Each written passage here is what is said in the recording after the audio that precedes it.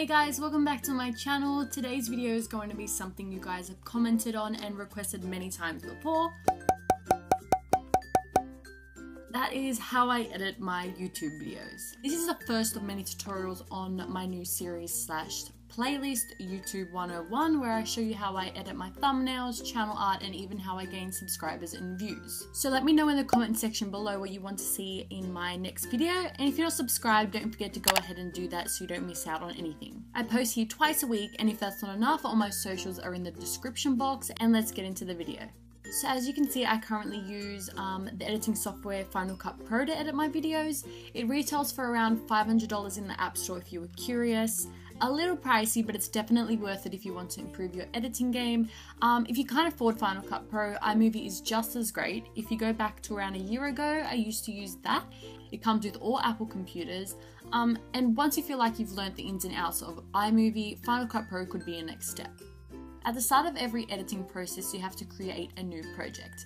You do this by going File, New, and Project. You can also press Command N for a shortcut, which is helpful. I'm going to name this What I Ate Today, number 12P1. For part 1, this tutorial on how I edit is going to be on an actual video that'll be up on my channel in the next few days, so you guys get a little sneak peek of that. But the real reason I wanted to demonstrate it on this footage is so you guys can see exactly how I do my videos rather than on some random footage that I don't normally work with. Once the project has been created, I now have a clean timeline to work with. So I'm going to go ahead and add my channel intro to the beginning, and right next to that, the song I've chosen for the video. I'm going to turn the volume down to around -17 in an attempt to match the intro. You don't want one to be louder than the other. Syncing them up will ensure your viewers won't get a shock when your video starts, and we've all been there, it isn't fun. So the first hack I have for you guys is one that may or may not change your editing game, but I know it did for mine when I discovered it. If you guys have ever appreciated my Insync with the audio intros, well, this is now a way you can achieve this too. Here in the generator browser, there is a generator called Custom. Drag that over to your timeline and place it after your intro or at the start of your video. Change the color to something other than black so you can identify it. Now what you're going to do is play through the audio you have chosen and pause where you believe it's appropriate to make a cut. That section will be the intro to your video. Make sure it goes for around 10 seconds, though this depends on your video and preference.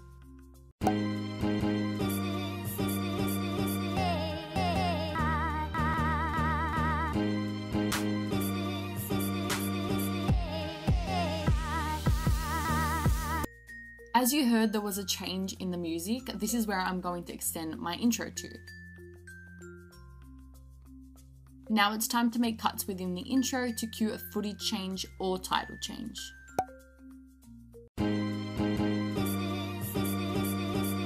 Here is where I want to cut it, so I'm going to press B for a shortcut to the blade tool and click right where we paused it. Then I'm going to do the same thing for the rest of the slide, making sure it's all equally in sync as the previous cut.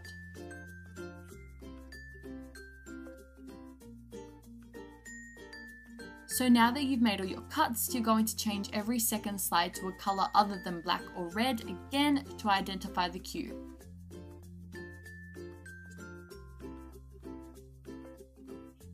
So basically that's how I pre-edit my intros. The reason I prefer to do it this way and not complete it with clips at the beginning is because throughout the editing process, I've been able to take notes on what clips I think do well in the intro, rather than spend a great portion of time going through unedited footage trying to find something with potential. This hack allows you to prepare and continue on editing to the correct audio. Now I'm going to play it through for you guys so you can see what I mean.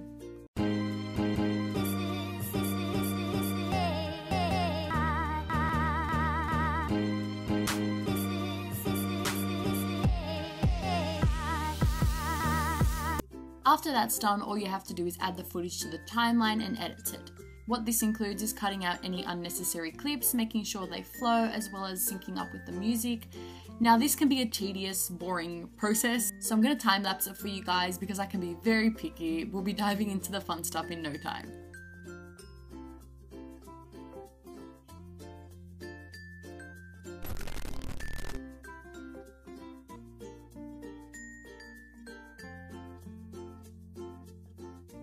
And we're back. So you can see I've cut down the video quite a lot. Through all that, I was able to find a clip for the section's intro. If you've watched my videos before, this is where I add a title of the meal and the time of day it was. So if you go ahead and add that there, now I can show you guys how I create a title. So if you go over to the T and search custom, you'll get a customizable title to work with. Obviously, there's many others that you can choose from, like Activate and Atmosphere. They give your video more of a cinematic feel, but I prefer a plain title to add my own effects and transitions to. So once you've positioned it where you want, you can go ahead and choose a font that you love or one that best suits the video. Defont.com is where I find majority of the fonts you see in my videos. How I do this is by downloading the file and installing it to the font book. Usually I'll have to quit and reopen Final Cut Pro for the new font to appear, but I've already gone and installed that font, so it'll be available for me. Once I've chosen my font and typed in the title, I'm going to transform the font by scaling and rotating it to whatever size and angle I believe looks best. Then to make the text more visible and pop, I add a drop shadow and outline. To bring the text to life, we're going to add a transition. You do this by simply dragging and dropping your chosen transition onto the title, and delete the portion at the end. Depending on what you prefer, you can shorten or lengthen the transition. Personally, I like using slide, but have a play around and see which ones suit your style best. Another way to animate titles is by using video effects for the face of the text. Again, all you have to do is drag and drop the effect, then adjust the amount to your liking. Bad TV is definitely my favorite, also adding earthquake can add to the effect. Let's move on from titles and show you guys how I create a border like this, which is simple. I search for desktop backgrounds online, Pinterest, and on the rare occasion, Google Images can be helpful. On Pinterest, I was able to find an artist who shares high quality, cute backgrounds. These are perfect for borders as they fill the entire frame. I then import the image to Final Cut Library and drag it to lay below the footage. All there's left to do is scale the clip down to 90% and ensure the border image is positioned nicely. You might have wondered how I create moving text and images. This is done by using keyframes. It requires time and patience, but it's definitely worth it in the end. Firstly, what you're going to do is add your image or text to the timeline, position it where you want the animation to start. Click Transform, which is this tool right here, and move and scale it how you like. Then to lock the image in place, press the diamond with the plus sign right here, which is adding a keyframe, and move along the timeline to where you want the image to be at that moment.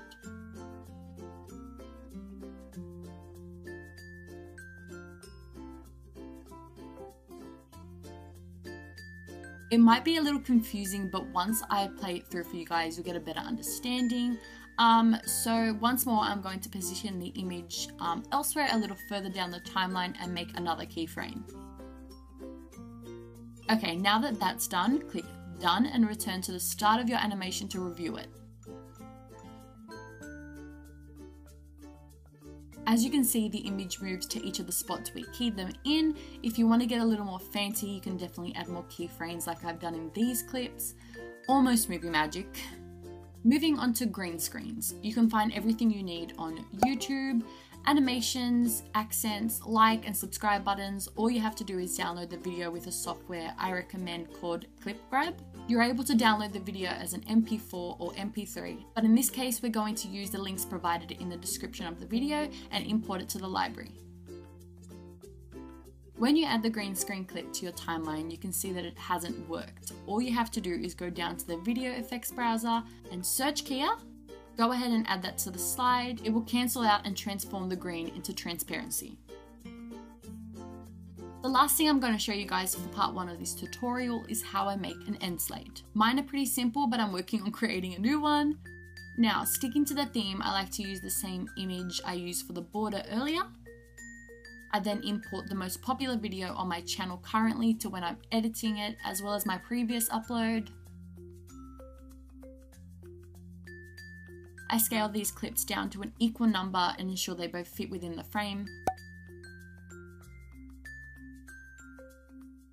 Once my video has been uploaded to YouTube, I can then add annotations to the clips so viewers can be directed to them.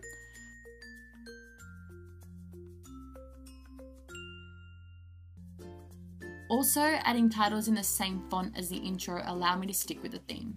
Here I just like to thank you guys for watching and prompt you to watch more.